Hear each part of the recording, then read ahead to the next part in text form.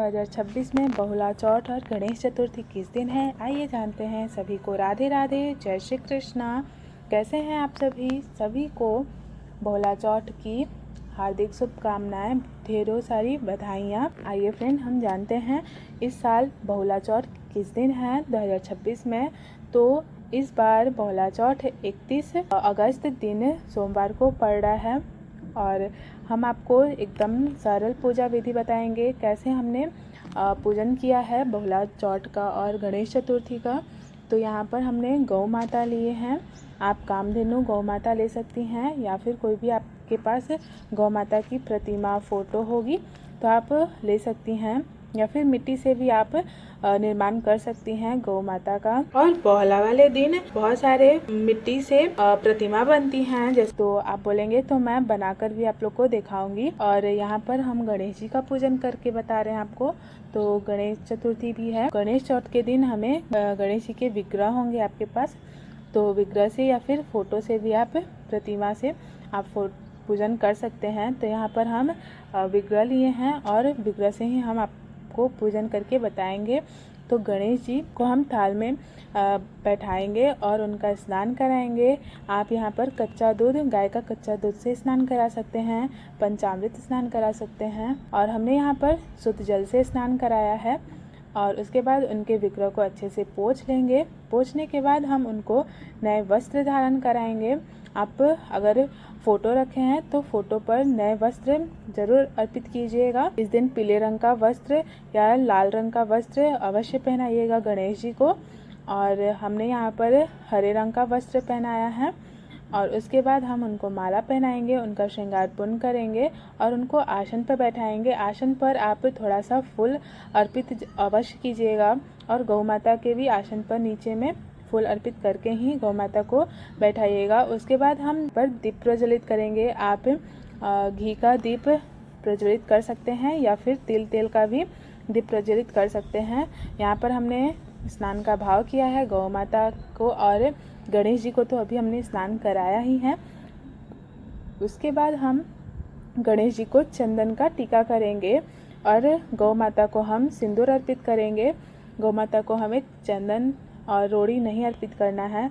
उसके बाद हम गणेश जी को रोड़ी अर्पित करेंगे, उनको अक्षत अर्पित करेंगे। और आपके पास जो भी सामग्री होगी, जैसे कि अबीर, गुलाल और जो भी आपके पास सामग्री उपलब्ध होगी, आप गणेश जी को और गौ माता को अर्पित कर सकते हैं। उसके बाद हम फूल अर्पित करेंगे। मौली सूता लिया है, हमने कलावा लिया है। कलावा हम गौ माता को, दोनों गौ माता को अर्पित करेंगे और गणेश जी को भी अर्पित करेंगे वस्त्र स्वरूप में। उसके बाद हम इत्र अर्पित करेंगे। सुगंधित इत्र आप कोई सा भी ले सकते हैं और गणेश जी को और गौ माता को हम इत्र अर्पित करेंगे, क्योंकि गणेश जी को इत्र अति प्रिय है, गौ माता को भी।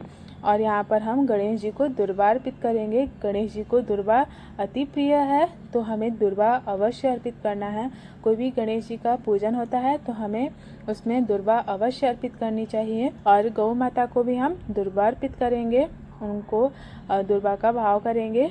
और उसके बाद हम दोनों गौ माता के पास है यहाँ पर दुर्वा अर्पित करेंगे। और ये व्रत कुंवारी कन्याएं और माताएं करती हैं। माताएं अपने बच्चों के लंबे उम्र के लिए करती हैं और कुंवारी कन्या अपने भाई के लिए करती हैं। तो यहाँ पर हमने दीप का भी पूजन किया है, आप भी दीप का पूजन कर लीजिएगा। और हम गणेश जी को और गौ माता को दीप दिखाएंगे, धूप दिखाएंगे। धूप दीप दिखाने के बाद हम उनको नैवेद्य अर्पित करेंगे। आप कोई सा भी फल मिठाई ले सकते हैं। तो हमने यहाँ पर गणेश जी को लड्डू अर्पित किया है, गौ माता को मिश्री अर्पित किया है और कुछ फल अर्पित किए हैं हमने, आप देख सकते हैं। और बहुला के दिन हमें जौ के सत्तू लेना है और सत्तू से ही हमें पारण करना चाहिए। और उसके बाद हम यहाँ पर फल लिए हैं। आप ऋतु के अनुसार 5 फल अवश्य लीजिएगा और फल से ही हमें अर्घ देना है गणेश और चंद्रमा भगवान का। तो रात्रि के समय चंद्र उदय होने के बाद हमें चंद्र दर्शन करके और चंद्रमा को अर्घ देना है। और गणेश जी के पास हम पान का पत्ता रखेंगे, एक सुपारी रखेंगे और उस पर सिक्का रख देंगे। गणेश जी को कुछ दक्षिणा अर्पित करेंगे। आप गौ माता को भी दक्षिणा अर्पित कर सकते हैं, आप अपने अनुसार कितना भी दक्षिणा अर्पित कर सकते हैं। उसके बाद हम अचवन करके भोग अर्पित करेंगे। और इस दिन आप अगर गणेश चतुर्थी का अर्घ दे रहे हैं तो आप ऊपर छत पर जाकर अर्घ दे सकते हैं और अपने बच्चे को या फिर अपने हस्बैंड को ले जाकर अर्घ दिलवा सकते हैं, या पंडित जी को बुलवाकर आप अर्घ दिलवा सकते हैं।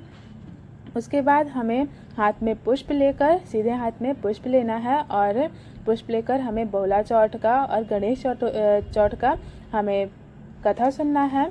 और कथा सुनने के बाद हमें आरती करनी है। आप इस दिन कपूर की आरती अवश्य कीजिएगा। कोई भी पर्व त्योहार हो या फिर प्रतिदिन आप कपूर की आरती अवश्य कीजिए। कपूर की आरती करने से जितनी भी नकारात्मक ऊर्जा होती है वो दूर होती है। तो हमें विशेषकर शाम के समय में कपूर की आरती अवश्य करनी है। और ये पूजन हमें संध्या समय में ही करनी है। और पूजन करने के बाद आप जल ग्रहण कर सकते हैं। पूरे टाइम निर्जला नहीं रहा जाता है।